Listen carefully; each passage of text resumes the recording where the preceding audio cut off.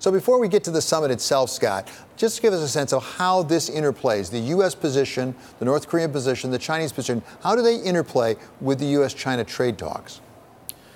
Well, I think there are two separate negotiations going on with two different teams. The North Korea one is coming first. And really the issue is the question of whether or not at the level of Xi and Trump, there would be a linkage between the two. Last year, Xi Jinping went to Florida and thought that he had gotten an understanding from Trump that there would not be a linkage. And now he's in a trade war. And so these negotiations will go forward to try to address that.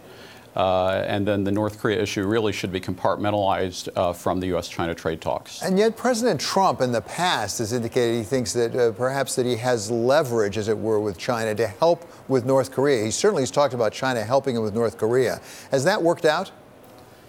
So what's kind of interesting is that President Trump actually has gotten more from China than the Obama administration got in terms of putting pressure on North Korea.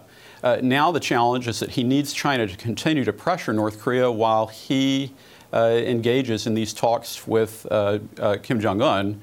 And the weird aspect of that is that China worries about North Korea in terms of potentially geopolitical kind of switching over to, they don't want to see U.S. and North Korea develop too good a relationship. So Kim Jong Un seems to have done a pretty effective job at traveling to Beijing all the time and making sure he's got his lines close with President Xi. Are we doing as good a job with Japan and South Korea, our closest allies in the region?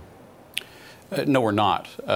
President Trump and South Korean President Moon Jae-in did have a conversation just this morning in advance of the summit. But in my view, Abe and Moon both should have face-to-face meetings with Trump before he goes to Hanoi. And there are a lot of problems between Japan and South Korea right at the moment when we need them to be aligned in support of the negotiations in Hanoi. And explain to us exactly how complicating that is, because as I understand it, part of the problem is about the so-called comfort women from World War II, with a demand from an official in South Korea that the emperor himself apologize to some of these women, which has caused deep offense in Japan. There are so many layers of difficulty in the Japan-South Korea relationship right now. I think that the core issue is really about a South Korean Supreme Court judgment that is holding a Japanese company liable to pay Korean workers who had worked for that firm's predecessor back during World War II. And the Japanese insistence that those issues were all settled in 1965 when Japan and South Korea normalized their political relationship.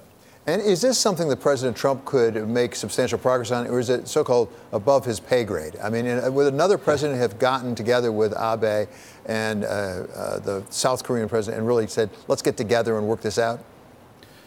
It's in the U.S. interest to have Japan and South Korea on the same page. Historically, the U.S. has been a player and a factor that has brought Japan and South Korea together.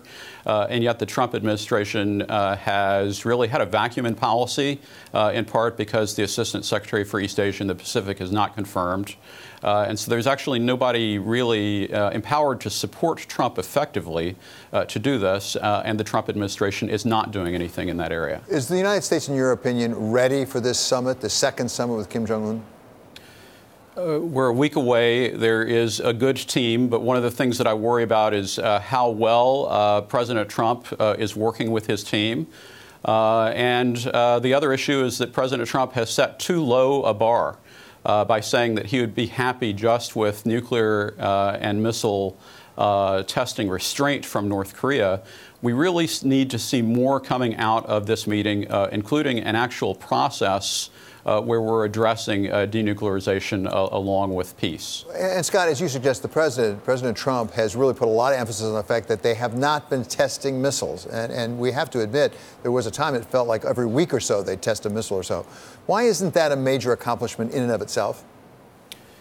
Well, I think it is an accomplishment, but it's just part of what we want and need, because the threat remains there. The North Koreans still have the capability to reach the United States with a nuclear-tipped missile, potentially.